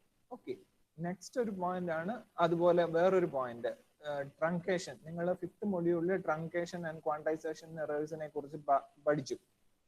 അപ്പൊ അത് മാനേജ് ചെയ്യാൻ വേണ്ടി ഇതിന് അഡീഷണൽ ആയിട്ട് ഒരു ഷിഫ്റ്റിംഗ്, അതായത് ഇൻപുട്ട് ഷിഫ്റ്റർ, ഔട്ട്പുട്ട് ഷിഫ്റ്റർ എന്നൊക്കെ പറഞ്ഞ് അഡീഷണൽ ഡിവൈസസ് ഉണ്ട്. അത് നമുക്ക് നോക്കാം, ആർക്കിടെക്ചർ വരുമ്പോൾ നമുക്ക് നോക്കാം. ഓക്കെ, നമ്മൾ ഇനി ആർക്കിടെക്ചറിനെ കുറിച്ച് കുറച്ച് കാര്യങ്ങളും കൂടെ പറഞ്ഞിട്ട് നമുക്ക് നിർത്താം. ആർക്കിടെക്ചറിന്റെ ജസ്റ്റ് ഒരു ഓവർവ്യൂ മാത്രം തരാം. ഇൻഡിപെൻഡന്റ് ആയിട്ട് ഓരോ മൊഡ്യൂൾസിനെ കുറിച്ചും വീണ്ടും ഒരുപാട് പഠിക്കാനുണ്ട്. പക്ഷെ ആർക്കിടെക്ചറിന്റെ ഒരു ഓവർവ്യൂ മാത്രം ഞാൻ തരാം. ഓക്കെ, ബേസിക്കലി ഏതൊരു സിസ്റ്റം പോലെ നമ്മുടെ TMS 320 C24X സീരീസിനും you have a CPU, you have a memory. ഒരു CPU ഒരു മെമ്മറി ഇല്ലാതെ ഒരു കാര്യവും നടക്കില്ല. ഓക്കെ, അപ്പൊ മെമ്മറിയിൽ നമ്മൾക്ക് എന്തൊക്കെ സ്റ്റോർ ചെയ്യണം? മെമ്മറിയിൽ നമുക്ക് നമ്മുടെ പ്രോഗ്രാം, നമ്മൾ എഴുതുന്ന പ്രോഗ്രാം അല്ലെ നമ്മൾ എഴുതുന്ന കോഡ്, ആ കോഡിനനുസരിച്ചാണ് CPU റൺ ചെയ്യേണ്ടത് അല്ലെ? അപ്പൊ ഈ കോഡിനെ കൊണ്ടുവന്ന് നമുക്ക് മെമ്മറിയിൽ സ്റ്റോർ ചെയ്യണം. അതുപോലെ തന്നെ ചില ഫിക്സ്ഡ് ഡേറ്റാസ് ഉണ്ടാവും, ആ ഡേറ്റയും നമുക്ക് മെമ്മറിയിൽ സ്റ്റോർ ചെയ്യണം അല്ലെ? ഒരു പ്രോഗ്രാം ഉണ്ടാകും, അതിന് വർക്ക് ചെയ്യാനുള്ള ഡേറ്റാസ് ഉണ്ടാകും മെമ്മറിയിൽ. ഇനി എന്താ ഉള്ളത്? CPU വഴി അത് എക്സിക്യൂട്ട് ചെയ്യണം. ഇപ്പൊ മെമ്മറിയും CPU മാത്രം മതിയോ ഇത് എക്സിക്യൂട്ട് ചെയ്യാൻ? പോരാ, വേറെന്ത് വേണം? ആ പ്രോഗ്രാമിനെ കൺട്രോൾ ചെയ്യണം. മെമ്മറിയിലുള്ള പ്രോഗ്രാമിനെ ഇൻസ്ട്രക്ഷൻ വൈസ് എടുത്ത് CPU-ന് കൊടുക്കണം അല്ലേ? മെമ്മറിയിൽ നമ്മളൊരു കോഡ് എഴുതിയിട്ടിട്ടുണ്ട്, ആ കോഡിന് പ്രോഗ്രാം കൺട്രോളർ ആണ് ഇത് എക്സിക്യൂട്ട് ചെയ്യോ എന്ന് പറഞ്ഞിട്ട് എടുത്തു കൊടുക്കുന്നത്. ഓക്കെ, അപ്പൊ നമുക്ക് അവിടെ ഒരു പ്രോഗ്രാം കൺട്രോളർ വേണം. ഈ പ്രോഗ്രാം കൺട്രോളറിനെ നമുക്ക് പ്രോഗ്രാം കൺട്രോളർ തന്നെ പല കാര്യങ്ങളെ ബന്ധപ്പെട്ടാണ് അത് വർക്ക് ചെയ്യുന്നത്. ഫോർ എക്സാമ്പിൾ, അതിന് ഇന്ററപ്റ്റ്സ് ഉണ്ടാകും. ഇന്ററപ്റ്റ്സ് എന്നൊന്നും പറയുമ്പോൾ നിങ്ങൾ പേടിക്കേണ്ട കാര്യമില്ല. നമ്മളൊരു പണി ചെയ്തുകൊണ്ടിരിക്കുന്നു, ഇടയ്ക്ക് നമ്മളെ ഒരാൾ വിളിക്കുന്നു, അത്രേ ഉള്ളൂ ഇന്ററപ്റ്റ് എന്ന് പറഞ്ഞാൽ. അപ്പൊ നമ്മൾക്ക് ഡിസിഷൻ എടുക്കാം, ഇയാൾ വിളിക്കുന്നത് കേൾക്കണോ, ഞാൻ കണ്ടിന്യൂ ചെയ്യണോ എന്നുള്ള ഡിസിഷൻ നമുക്ക് എടുക്കാം. ഓക്കെ, അപ്പൊ അതാണ് ഇന്ററപ്റ്റ് പ്രയോറിറ്റി. ഓക്കെ, അപ്പൊ ഇത് ഇത്രേ ഉള്ളൂ. അപ്പൊ ഞാൻ പ്രോഗ്രാം എക്സിക്യൂട്ട് ചെയ്തുകൊണ്ടിരിക്കുന്നതിന്റെ ഇടയ്ക്ക് ചിലപ്പോൾ എന്നെ ഒരാൾ വിളിക്കുന്നു. അപ്പൊ എനിക്ക് ഓൾറെഡി ഇൻസ്ട്രക്ഷൻ ഉണ്ട്, ഇയാൾ വിളിച്ചാൽ പോണോ വേണ്ടേ എന്നുള്ള ഓൾറെഡി ഇൻസ്ട്രക്ഷൻ അനുസരിച്ച് ചിലപ്പോൾ ഞാൻ പോവും, ചിലപ്പോൾ ഞാൻ പോവാതിരിക്കും. ഓക്കെ, അപ്പൊ അതാണ് ഇന്ററപ്റ്റ്. ഇനീഷ്യലൈസേഷൻ. ഇപ്പൊ മെമ്മറിയിൽ നിങ്ങൾക്കറിയാം, മെമ്മറിയിൽ ഒരുപാട് രജിസ്റ്റേഴ്സ് ഉണ്ട്, രജിസ്റ്റേഴ്സിനൊക്കെ ലൊക്കേഷൻസ് ഉണ്ട്. അപ്പൊ എവിടെ തൊട്ട് സ്റ്റാർട്ട് ചെയ്യണം? നമുക്ക് എപ്പോഴും ഒരു സ്റ്റാർട്ടിംഗ് പോയിന്റ് വേണമല്ലോ. അപ്പോൾ ആ സ്റ്റാർട്ടിംഗ് പോയിന്റ് നിർണ്ണയിക്കുന്നതാണ് ഈ പ്രോഗ്രാം കൺട്രോളറിന് ഇനിഷ്യലൈസേഷൻ എന്ന് പറയുന്നത്.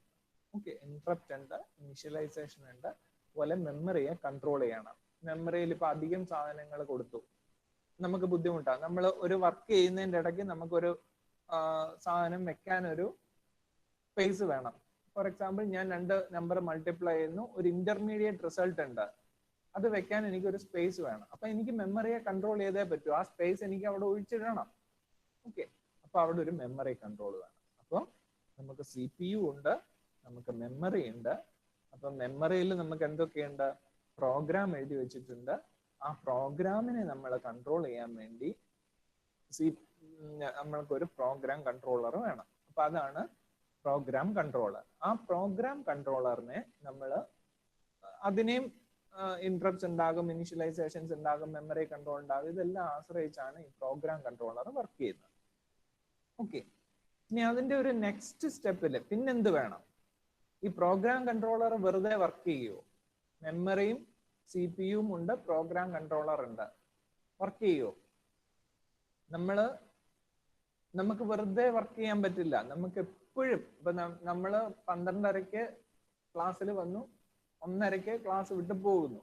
ഓക്കെ, അപ്പൊ നമുക്ക് അവിടെ ഒരു ടൈം ഉണ്ട് അല്ലെ? അപ്പൊ ആ ടൈം എവിടുന്ന് കിട്ടും? അപ്പൊ അതിനൊരു ക്ലോക്ക് മൊഡ്യൂൾ വേണം അല്ലെ? അപ്പൊ അവിടെ നമ്മളൊരു ക്ലോക്ക് മൊഡ്യൂൾ വെച്ചു. ഓക്കെ, അപ്പൊ ക്ലോക്ക് മൊഡ്യൂളായി, പ്രോഗ്രാം കൺട്രോളറായി, മെമ്മറിയായി. അപ്പോൾ ഇത്രയും കാര്യങ്ങളായി കഴിഞ്ഞ് ഇതിന് വർക്ക് ചെയ്യാം എന്നുള്ള ഒരു സ്റ്റേജ് എത്തി. അപ്പൊ നേരത്തെ ഞാൻ പറയാൻ വിട്ടുപോയൊരു കാര്യം, അപ്പൊ ഈ ഡേറ്റ, മെമ്മറിയില് ഡേറ്റയുണ്ട് അല്ലെ? അപ്പൊ ഈ ഡേറ്റ നമുക്ക് പല ആവശ്യങ്ങൾക്ക് വേണം. അതുപോലെ പ്രോഗ്രാം ബസ്സിൽ മെമ്മറിയിൽ നിന്നുള്ള പ്രോഗ്രാം ബസ് വഴിയാണ് CPU-ന് വരിക. ഓക്കെ, അപ്പൊ CPU-ന് പ്രോഗ്രാം ബസ് എന്താ ഈ ബസ് എന്ന് പറയുമ്പോൾ നമ്മളൊരു കാര്യം മനസ്സിലാക്കേണ്ടത്, ഒരുപാട് പേർക്ക് ഒരേ സാധനങ്ങൾ വേണം. ഓക്കെ, അപ്പൊ ഞാൻ എന്ത് ചെയ്യുന്നു? ഈ സാധനങ്ങളെല്ലാം ഒരു ബസ്സിൽ അവൈലബിൾ ആക്കുന്നു, ആവശ്യമുള്ളവർക്ക് എടുക്കാം. ഓക്കെ, അതാണ് ഈ ബസ്. ഡേറ്റ എനിക്ക് CPU-ന് വേണം, മെമ്മറിക്ക് വേണം, വേറെ പല ആവശ്യങ്ങൾക്കും എനിക്ക് ഡേറ്റ വേണം. അപ്പൊ ഞാൻ എന്ത് ചെയ്യുന്നു? മെമ്മറിയിലുള്ള ഡേറ്റ ഞാൻ ഒരു ഡേറ്റ ബസ്സിൽ കൊടുക്കുകയാണ്, ആവശ്യമുള്ളവരൊക്കെ എടുത്തു. ഇതാണ് ഡേറ്റ ബസ്, അതുപോലെ പ്രോഗ്രാം ബസ്. ഓക്കെ, അപ്പൊ നിങ്ങൾക്ക് ആ ഒരു ഐഡിയ കിട്ടിയെന്ന് തോന്നുന്നു. മെമ്മറിയെ CPU-യുമായിട്ട് ബന്ധിപ്പിക്കാൻ പല രീതിയിൽ നമുക്ക് ബന്ധിപ്പിക്കാം. ഒന്ന് ഡേറ്റ ബസ് വഴി ബന്ധിപ്പിക്കാം, അതേപോലെ തന്നെ പ്രോഗ്രാം ബസ് വഴിയും ബന്ധിപ്പിക്കണം. എന്നാലേ നമുക്ക് ഓപ്പറേഷൻസ് നടക്കുകയുള്ളൂ. പ്രോഗ്രാം ഇരിക്കുന്നത് മെമ്മറിയിലാണ്, ഡേറ്റ ഇരിക്കുന്നതും മെമ്മറിയിലാണ്. അതിനെ എക്സിക്യൂട്ട് ചെയ്യുന്നതാണ് CPU. ഓക്കെ, അപ്പൊ ഈ എക്സിക്യൂട്ട് ചെയ്യുന്നത് പ്രോഗ്രാം കൺട്രോൾ പറയുന്ന അനുസരിച്ചാണ് എക്സിക്യൂട്ട് ചെയ്യുന്നത് അല്ലെ? അപ്പൊ അത് എക്സിക്യൂട്ട് ചെയ്യുന്നത് വെറുതെ അല്ല, ഒരു ടൈം ബേസ്ഡ് ആണ് എക്സിക്യൂഷൻ. അപ്പൊ അതിന് ക്ലോക്ക് മൊഡ്യൂൾ വേണം. അപ്പൊ നമ്മൾ ഇത്രയും കാര്യം മനസ്സിലാക്കി. ഇനി നമുക്ക് മനസ്സിലാക്കേണ്ടത്, നമ്മൾ എന്തിനാ ഈ മെമ്മറിയും CPU ഒക്കെ ചെയ്യുന്നത്? നമുക്ക് എക്സ്റ്റേണൽ വേൾഡുമായിട്ട് കമ്മ്യൂണിക്കേറ്റ് ചെയ്യണം. ഈ CPU-യും മെമ്മറി അവിടെ ഇരുന്നത് കൊണ്ട് പ്രത്യേകിച്ച് കാര്യമൊന്നുമില്ല. അതിന്റെ പെരിഫറൽസുമായിട്ട് കമ്മ്യൂണിക്കേറ്റ് ചെയ്യണം. അതിന്റെ പെരിഫറൽസുമായിട്ട് കമ്മ്യൂണിക്കേറ്റ് ചെയ്യാൻ വേണ്ടി എനിക്കൊരു സിസ്റ്റം ഇന്റർഫേസ് മൊഡ്യൂൾ ഉണ്ട്. ഇവിടെ നോക്കിയേ, ഒരു സിസ്റ്റം ഇന്റർഫേസ് മൊഡ്യൂൾ ഉണ്ട്. അപ്പൊ ഈ സിസ്റ്റം ഈ പെരിഫറൽസുമായിട്ട് കമ്മ്യൂണിക്കേറ്റ് ചെയ്യാൻ ഒരു സംവിധാനം വേണം. അപ്പൊ ഇതേപോലെ തന്നെ നേരത്തെ ഞാൻ പറഞ്ഞില്ലേ, ഒരുപാട് പേർക്ക് ഒരേ സാധനങ്ങൾ വേണം. അപ്പൊ ഞാൻ എന്ത് ചെയ്തു? ഒരു പെരിഫറൽ ബസ് എന്ന് പറഞ്ഞ ഒരു ബസ് ഉണ്ടാക്കി. എല്ലാ ഡേറ്റയും എല്ലാ പെരിഫറൽസിനെയും ഞാൻ അതിൽ കണക്ട് ചെയ്തു. അതുവഴി ഞാൻ CPU-യിലേക്ക് കണക്ട് ചെയ്തു.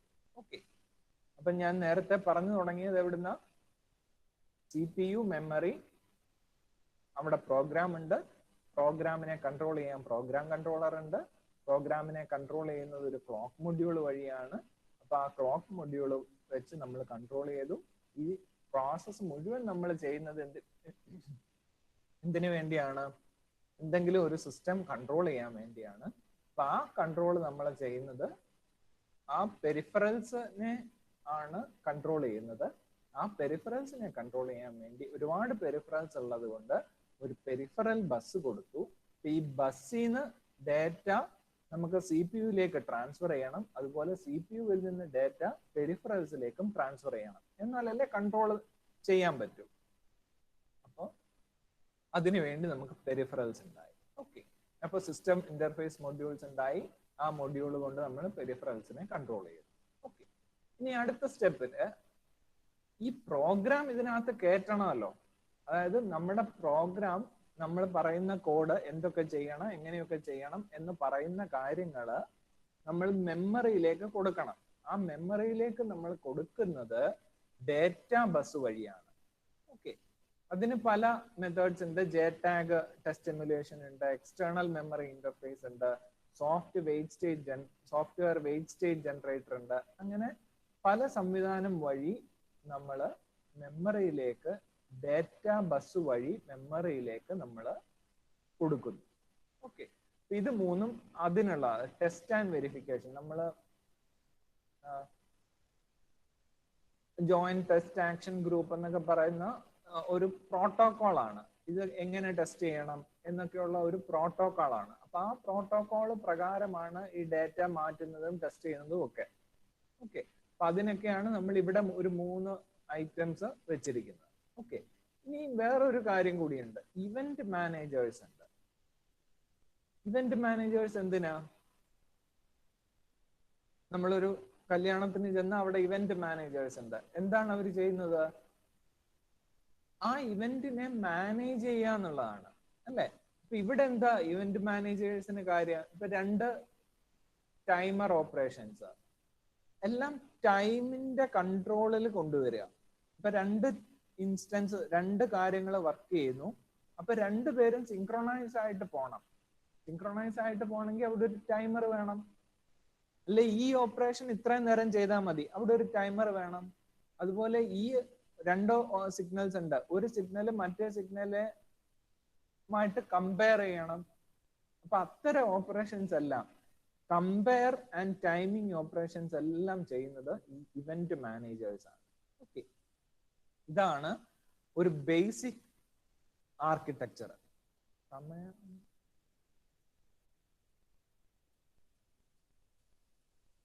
ഹലോ ജിൽസൺ സാർ,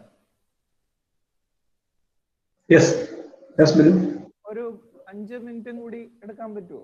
ഞാൻ അതിന്റെ ഒരു അടുത്ത ഒരു സ്റ്റേജും കൂടെ വരും, വളരെ സ്പീഡിൽ ഒന്ന് പറഞ്ഞു പോവാം. ഓക്കെ, അപ്പൊ ഇതാണ് നമ്മുടെ ബേസിക് ആർക്കിടെക്ചർ. ഇനി നമ്മൾ മെമ്മറി നോക്കിയാൽ അതിനകത്ത് കുറച്ച് കാര്യങ്ങളുണ്ട്, CPU നോക്കിയാൽ അതിനകത്ത് കുറച്ച് കാര്യങ്ങളുണ്ട്, ഇവന്റ് മാനേജേഴ്സ് നോക്കിയാൽ അതിനകത്തുണ്ട്, പെരിഫറൽസ് നോക്കിയാൽ അതിനകത്തുണ്ട്. ഓക്കെ, അപ്പൊ ഈ ബാക്കിയുള്ള മെമ്മറി, പെരിഫറൽസ്, ഇവന്റ് മാനേജേഴ്സ് ഒക്കെ മിക്ക മൈക്രോ പ്രോസസ്സറിലും ഉണ്ടാവും. പക്ഷെ ഈ CPU-ല് കുറച്ച് പ്രത്യേകതകളുണ്ട്. അപ്പൊ നമുക്ക് CPU മാത്രം ഒന്ന് നോക്കാം. CPU ബാക്കിയുള്ള എല്ലാം ഞാനൊന്ന് ജസ്റ്റ് ഓടിച്ച് പറയാം, നിങ്ങൾക്ക് അതിൽ നിന്ന് ക്യാച്ച് ചെയ്യാൻ പറ്റുമെന്ന് ഞാൻ വിചാരിക്കുന്നു. എന്നിട്ട് നമുക്ക് വേണേൽ ഒരു 5 മിനിറ്റ് എന്തെങ്കിലും സംശയങ്ങൾ ഉണ്ടെങ്കിൽ അത് ഡിസ്കസ് ചെയ്യാൻ വേണ്ടി ഉപയോഗിക്കാം. ഓക്കെ,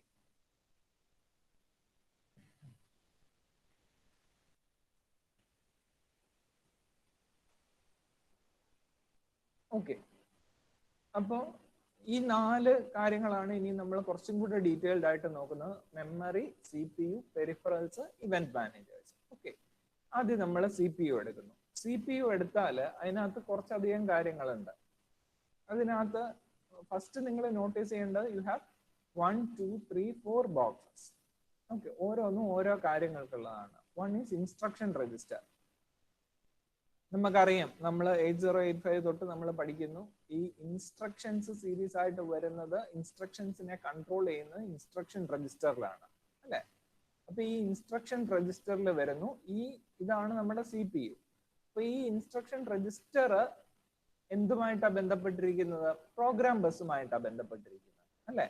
ഓരോ ഇൻസ്ട്രക്ഷൻസിനും അനുസരിച്ച് ഉള്ള പ്രോഗ്രാമിനും അനുസരിച്ചുള്ള ഇൻസ്ട്രക്ഷൻ ഇവിടെ എത്തണം, CPU-ൽ എത്തണം. ഓക്കെ, പിന്നെ നമുക്ക് 3 ബ്ലോക്ക് ഉള്ളത്. ഒന്ന് ഇത് നോക്കിയേ, ARAU. ARAU എന്ന് പറയുന്നത് എന്താണ്?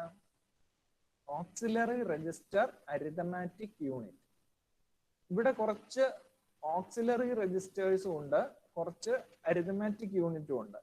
ഓക്കെ, ഇവിടെ പ്രധാനമായിട്ട് 4 കാര്യങ്ങളാണ് ഉള്ളത്. ഈ auxiliary ARAU, auxiliary register arithmetic unit, control register, auxiliary register, memory mapped register. 4 രജിസ്റ്ററുകളെ കുറിച്ചാണ് ഇവിടെ പറയുന്നത്.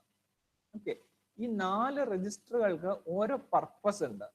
Okay, first set of registers നമുക്ക് കൺട്രോൾ രജിസ്റ്ററിൽ നിന്ന് തുടങ്ങാം. കൺട്രോൾ രജിസ്റ്റേഴ്സ് എന്തിനാണ്?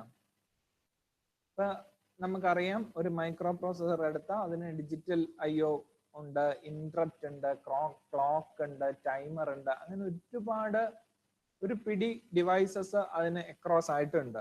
ഓക്കെ, ഡിജിറ്റൽ കൺട്രോൾ ഉണ്ട്, ഇൻപുട്ട് ഡിവൈസസിനെ ഔട്ട്പുട്ട് ഡിവൈസസിനെ കൺട്രോൾ ചെയ്യണം, ഇന്ററപ്റ്റിനെ കൺട്രോൾ ചെയ്യണം, ക്ലോക്ക് മൊഡ്യൂളിനെ കൺട്രോൾ ചെയ്യണം, ടൈമറിനെ കൺട്രോൾ ചെയ്യണം. ഈ കൺട്രോൾ എല്ലാം നമ്മൾ ചെയ്യുന്നത് കൺട്രോൾ രജിസ്റ്ററിലെ വാല്യൂവിനെ ബേസ് ചെയ്തിട്ടാണ്. ഓക്കെ, അപ്പൊ ഇതൊക്കെ കൺട്രോൾ ചെയ്യാൻ വേണ്ടി നമ്മൾ കൺട്രോൾ രജിസ്റ്റേഴ്സിൽ ഓരോ വാല്യൂ പ്ലേസ് ചെയ്യണം. ഈ വാല്യൂ നമ്മൾ പ്ലേസ് ചെയ്യുന്നത് പ്രോഗ്രാം വഴിയാണ്. ഓക്കെ, അപ്പൊ അതാണ് കൺട്രോൾ രജിസ്റ്ററിന്റെ പർപ്പസ്. അതുപോലെ auxiliary registers. Auxiliary registers 16-bit registers ആണ്. 8 ഓക്സിലറി രജിസ്റ്റർ ഉണ്ട്. ഇത് പ്രധാനമായിട്ടും യൂസ് ചെയ്യുന്നത് ഡേറ്റ സ്പേസിലെ അഡ്രസ്സിനെ പോയിന്റ് ചെയ്യാനാണ്. ഓക്കെ, ഈ ARAUവും ഓക്സിലറി രജിസ്റ്ററും ഇൻലൈൻ ആയിട്ട് രണ്ടും ഹാൻഡ് ഇൻ ഹാൻഡ് ആയിട്ട് പ്രവർത്തിക്കുന്ന ഒരു സെറ്റ് ഓഫ് രജിസ്റ്റേഴ്സ് ആണ്. ഓക്കെ, അപ്പൊ ഈ ARAUയിൽ വരുന്ന ഇൻക്രിമെന്റ്, ഡിക്രിമെന്റ്, കമ്പയർ ഓപ്പറേഷൻസ്, അങ്ങനെയുള്ള കാര്യങ്ങളെല്ലാം ഈ ഓക്സിലറി രജിസ്റ്ററി ബേസ് ഉള്ള ഡേറ്റയെ ആസ്പദമാക്കിയാണ് ചെയ്യുന്നത്. അല്ലെങ്കിൽ ഒന്നും കൂടെ സിമ്പിൾ ആയിട്ട് പറഞ്ഞ ARAUയിലുള്ള ഓപ്പറേഷൻസ് ചെയ്യാനുള്ള ഡേറ്റ ഓക്സിലറി രജിസ്റ്റർ വഴിയാണ് കിട്ടുന്നത്. ഓക്കെ, നാലാമത്തേത് മെമ്മറി മാപ്ഡ് രജിസ്റ്റർ. ഒരു ഡേറ്റ മെമ്മറി, അതായത് ഓൺ ചിപ്പ് രജിസ്റ്ററില് ഒരു ഡേറ്റ ഉണ്ട്. ആ ഡേറ്റയെ നമ്മൾ ഒരു മെമ്മറിയിലേക്ക് പ്ലേസ് ചെയ്ത് വെച്ചിരിക്കുകയാണ്. ഓക്കെ, അത്തരം ഡേറ്റാസ് പ്ലേസ് ചെയ്യാനുള്ള മെമ്മറി സ്പേസിനെയാണ് മെമ്മറി മാപ്ഡ് രജിസ്റ്റേഴ്സ് എന്ന് പറയുന്നത്. അതായത് ആ പെർട്ടിക്കുലർ രജിസ്റ്ററിലേക്ക് മെമ്മറി നേരിട്ട് മാപ്പ് ചെയ്ത് വെച്ചിരിക്കുകയാണ്. അതിന് ഒരുപാട് അഡ്വാൻറ്റേജസ് ഉണ്ട്. ഫോർ എക്സാമ്പിൾ, നമുക്ക് ഒരു കോൺസ്റ്റന്റിനെ പ്ലേസ് ചെയ്യണം. നമ്മൾ എവിടെ പ്ലേസ് ചെയ്യും? കോൺസ്റ്റന്റിനെ ഒരു മെമ്മറിയിൽ പ്ലേസ് ചെയ്യണം. അത് ഈസിലി അക്സസിബിൾ ആയിരിക്കണം. ഓക്കെ, അപ്പൊ നമ്മൾ എന്ത് ചെയ്യും? ആ വാല്യൂ ഒരു പെർട്ടിക്കുലർ രജിസ്റ്ററിൽ, ഒരു മെമ്മറിയുടെ ഒരു പെർട്ടിക്കുലർ രജിസ്റ്ററിൽ സ്റ്റോർ ചെയ്ത് അവിടെ എടുത്ത് വെച്ചിരിക്കും. ഓക്കെ, അപ്പൊ അതിനെ മെമ്മറിയുമായിട്ട് മാപ്പ് ചെയ്ത് വെച്ചിരിക്കുന്ന രജിസ്റ്റർ ആയതുകൊണ്ടാണ് മെമ്മറി മാപ്ഡ് രജിസ്റ്റർ എന്ന് പറയുന്നത്. ഒന്നും കൂടി പറയാം. അപ്പം 4 രജിസ്റ്റേഴ്സ് ഉണ്ട്. Auxiliary register arithmetic unit, control register, auxiliary register, memory mapped register. Control register എന്താ ചെയ്യുന്നത്? It controls the devices. For example, digital IO, interrupt, clock module, timer, ഇതെല്ലാം കൺട്രോൾ ചെയ്യുന്നു. ഓക്കെ, ARAU എന്താ ചെയ്യുന്നത്? ARAU ഓക്സിലറി രജിസ്റ്ററിൽ store ചെയ്തിരിക്കുന്ന ഡേറ്റയിലാണ് ARAU operations ചെയ്യുന്നത്. അതുപോലെ മെമ്മറി മാപ്ഡ് രജിസ്റ്റേഴ്സിലെ mapped to the address in the data memory. Register mapped to address in the register data memory ആണ് മെമ്മറി മാപ്ഡ് രജിസ്റ്റർ. ഓക്കെ, ഇനി അടുത്ത സെറ്റ് എടുത്തേ. അടുത്ത സെറ്റിൽ എന്തൊക്കെയാ ഉള്ളത്? ഇൻപുട്ട് ഷിഫ്റ്റർ ഉണ്ട്, അരിതമാറ്റിക് ലോജിക് യൂണിറ്റ് ഉണ്ട്, അക്യുമുലേറ്റർ ഉണ്ട്, ഔട്ട്പുട്ട് ഷിഫ്റ്റർ ഉണ്ട്. ഓക്കെ, നോക്കിയേ, ഇവിടെ ഷിഫ്റ്റിംഗ് ഓപ്പറേഷൻസ് നമ്മൾ നേരത്തെ പറഞ്ഞു. ഷിഫ്റ്റ് ചെയ്താൽ എന്താ ഗുണം? ക്വാണ്ടൈസേഷൻ ആൻഡ് ട്രങ്കേഷനിൽ നിങ്ങൾക്ക് അറിയാം, ഒരു പോയിന്റ് ഷിഫ്റ്റ് ചെയ്താൽ you will be dividing by 2 or you will be multiplying by 2. Okay, അത് ലെഫ്റ്റ് ഷിഫ്റ്റ് ആണോ റൈറ്റ് ഷിഫ്റ്റ് ആണോ എന്നുള്ളതിനെയൊക്കെ ആശ്രയിച്ചിരിക്കും. ഓക്കെ, അപ്പോ അത്തരം ഷിഫ്റ്റിംഗ് ഓപ്പറേഷൻസ് നമുക്ക് വളരെ ഇമ്പോർട്ടന്റ് ആണ്. ഓക്കെ, അപ്പൊ ആ ഷിഫ്റ്റിംഗ് ചെയ്യുന്നത് ഇൻപുട്ട് ഷിഫ്റ്ററും ഔട്ട്പുട്ട് ഷിഫ്റ്ററും ഒക്കെയാണ്. ഓക്കെ, ഇൻപുട്ട് ഷിഫ്റ്റർ എന്താ ചെയ്യുന്നത്? അതൊരു 32-bit ബാരൽ ഷിഫ്റ്റർ ആണ്. ബാരൽ ഷിഫ്റ്റർ എന്താണെന്ന് നിങ്ങൾക്ക് അറിയാം. ഒരു സൈഡിൽ നിന്ന് ഷിഫ്റ്റ് ചെയ്ത് പോകും. അത് ഒരു 16-ബിറ്റ് ഡേറ്റയെ 0 to 16 ടൈംസ് ലെഫ്റ്റ് ഷിഫ്റ്റ് ചെയ്യാനോ റൈറ്റ് ഷിഫ്റ്റ് ചെയ്യാനോ ഉപയോഗിക്കാം. ഓക്കെ. അതുപോലെ CALU all arithmetic and logic operations ചെയ്യുന്നത് ALU ആണ്. അക്യുമുലേറ്റർ എന്താ ചെയ്യുന്നത്? ഈ ALU ചെയ്യുന്ന ഓപ്പറേഷൻസിനെ സ്റ്റോർ ചെയ്യുന്നത് അക്യുമുലേറ്ററിലാണ്. നമ്മൾ നേരത്തെ പറഞ്ഞു അക്യുമുലേഷൻ ഓപ്പറേഷൻ എന്ന് പറയുന്നത് വളരെ ഇമ്പോർട്ടന്റ് ആണ് DSP പ്രോസസ്സറിൽ. ഔട്ട്പുട്ട് ഷിഫ്റ്റർ എന്താ ചെയ്യുന്നത്? ഈ നമ്മുടെ ട്രങ്കേഷൻ അതുപോലെ ക്വാണ്ടൈസേഷൻ ഇഫക്റ്റുകൾ ഉണ്ടല്ലോ, അതിനെ മാനേജ് ചെയ്യാൻ വേണ്ടി 7 bits 0 to 7 bits left shift ചെയ്യുക. അതാണ് ഔട്ട്പുട്ട്. ഔട്ട്പുട്ടിലാണല്ലോ നമുക്ക് പലപ്പോഴും ക്വാണ്ടൈസേഷൻ എറർ അത്തരം കാര്യങ്ങൾ വരുന്നത്. അപ്പൊ അത് മാനേജ് ചെയ്യാൻ വേണ്ടിയാണ് അവിടെ നമ്മളൊരു ഔട്ട്പുട്ട് ഷിഫ്റ്റർ വെച്ചിരിക്കുന്നത്. പിന്നെ മെമ്മറിയിലേക്ക് പോയ അടുത്ത ഒരു സെറ്റ് എന്താ? Multiplier, TREG, PREG, product shifter. അടുത്ത 4 അതാണ്. മൾട്ടിപ്ലൈ ചെയ്യുന്നത് എന്താ? 240 സീരീസില് 2 16-ബിറ്റിനെ മൾട്ടിപ്ലൈ ചെയ്യാൻ പറ്റും. 2 16-ബിറ്റ് ഇൻറ്റു 16-ബിറ്റ് ചെയ്തിട്ട് ഡാറ്റ ഔട്ട്പുട്ട് എത്രയായിരിക്കും? 32-ബിറ്റ് ആയിരിക്കും. അപ്പൊ ആ 32-ബിറ്റ് പ്രോഡക്റ്റിനെ സ്റ്റോർ ചെയ്യാൻ പറ്റും. ഓക്കെ, അതാണ് മൾട്ടിപ്ലയർ. TREG എന്താ? മൾട്ടിപ്ലൈ ഓപ്പറേഷൻസ് ചെയ്യാനുള്ള ഡാറ്റ ഓപ്പറൻസിനെ സ്റ്റോർ ചെയ്യുന്ന രജിസ്റ്റർ ആണ് TREG. റിസൾട്ട് സ്റ്റോർ ചെയ്യുന്നതാണ് PREG. ഓപ്പറൻസിനെ സ്റ്റോർ ചെയ്യുന്നത് TREG, റിസൾട്ട് സ്റ്റോർ ചെയ്യുന്നത് PREG. അതുപോലെ തന്നെ ഇവിടെയും പ്രോഡക്റ്റ് ഷിഫ്റ്റ് ചെയ്യും. ഒരു ബിറ്റോ അല്ല 0 ബിറ്റ്സ് അല്ലെങ്കിൽ 1 ബിറ്റ് 4 ബിറ്റ് 6 ബിറ്റ് അങ്ങനെ പ്രോഡക്ട്സിനെ ഷിഫ്റ്റ് ചെയ്യാൻ വേണ്ടി നേരത്തെ ഞാൻ പറഞ്ഞു, ഷിഫ്റ്ററിന്റെ കാര്യം പറഞ്ഞു. ഇവിടെയും പ്രോഡക്റ്റ് ഉണ്ടാകുന്നതിനെ ഷിഫ്റ്റ് ചെയ്യാൻ വേണ്ടിയാണ് പ്രോഡക്റ്റ് ഷിഫ്റ്റേഴ്സ് യൂസ് ചെയ്യുന്നത്. ഓക്കെ, ഓൾമോസ്റ്റ് ടൈം ആയി. ഞാൻ ജസ്റ്റ് ആ ഒരു പോയിന്റും കൂടി പറഞ്ഞു നിർത്താം.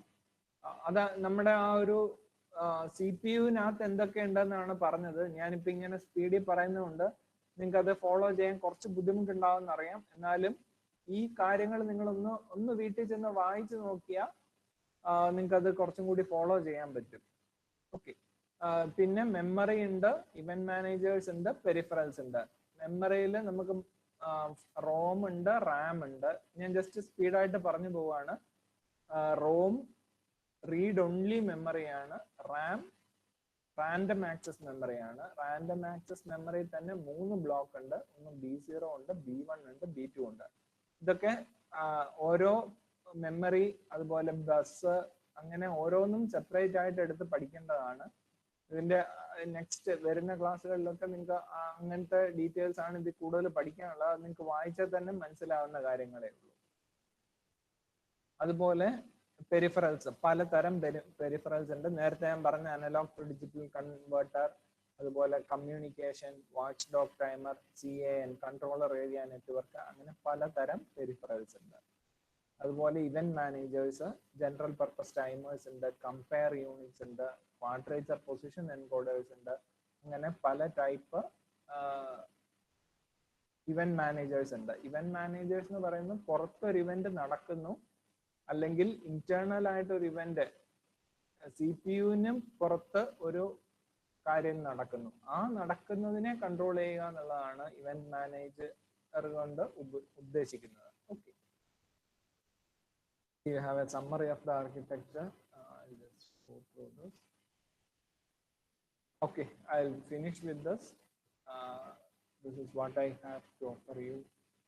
ഞാൻ വളരെ സമയത്തിന്റെ ഒരു പരിമിതി, ഇതൊരു 1.5 മണിക്കൂറെങ്കിലും എടുക്കേണ്ടതാണ്. സമയത്തിന്റെ ഒരു പരിമിതി ഉള്ള കാരണം ഞാൻ ലാസ്റ്റ് ഒക്കെ ആർക്കിടെക്ചർ ഒക്കെ വളരെ സ്പീഡായിട്ട് പറയേണ്ടി വന്നു. അല്ലെങ്കിൽ കുറച്ചും കൂടെ അതിൽ സമയം എടുക്കാമായിരുന്നു. എന്തെങ്കിലും സംശയങ്ങളോ എന്തെങ്കിലും ഇന്ററാക്ഷൻസിന് എന്തെങ്കിലും ഉണ്ടെങ്കിൽ നിങ്ങൾക്ക് ചോദിക്കാം. നിങ്ങളുടെ ഒരു മൊത്തം ക്ലാസ്സിനെ കുറിച്ചൊരു അഭിപ്രായം പറഞ്ഞാൽ I can improve or do something on that. Jilson sir. Yes സാറേ വൈൻഡ് അപ്പ് ചെയ്യാം. എന്തെങ്കിലും ക്വസ്റ്റ്യൻസോ എന്തെങ്കിലും ഉണ്ടെങ്കിൽ നമുക്ക് ഒരു 1 or 2 minutes അഡ്രസ് ചെയ്യാം, അല്ലെങ്കിൽ നമുക്ക് വൈൻഡ് അപ്പ് ചെയ്യാം.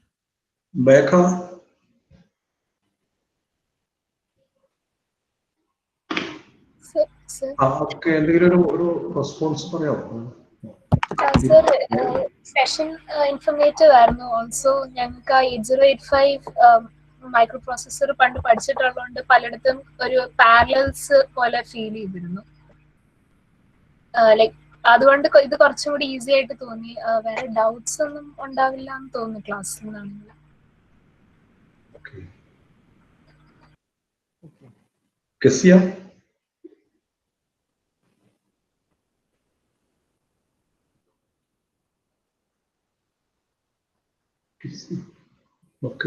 ഇതിലൊരു സ്റ്റുഡൻസിന്റെ ഒരു പ്രോബ്ലം, ഇത് എക്സാം പോയിന്റ് ഓഫ് വ്യൂവിൽ എങ്ങനെ പഠിക്കും എന്നുള്ളൊരു ക്വസ്റ്റ്യൻസ് കിട്ടുന്നുണ്ട്.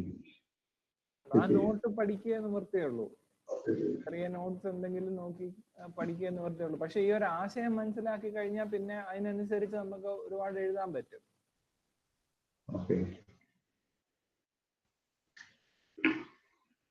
Anybody have any doubts? Urmila?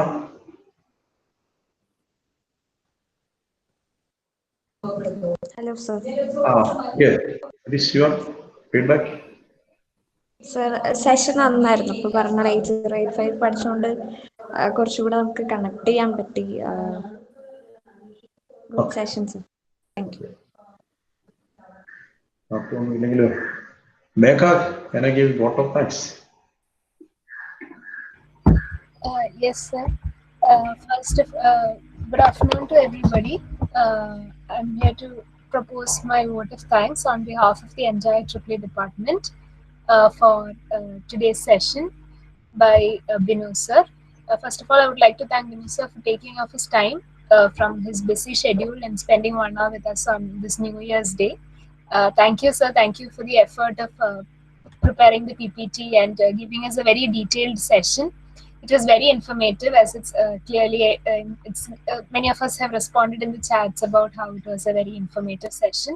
So thank you for the very clear-cut explanations and everything. I would like to thank Jilson sir for organizing such a talk. It was indeed very useful for all of us to get a deeper understanding.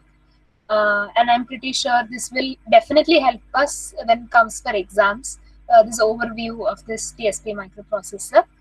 I would like to thank the entire AAA department and all the students of from our class for being patient listeners and for being here with us today.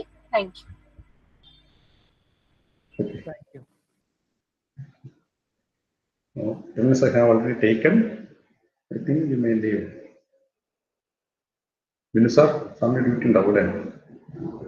Hello hello, അടുത്ത duty ഉണ്ടപ്പോ? ഇല്ല.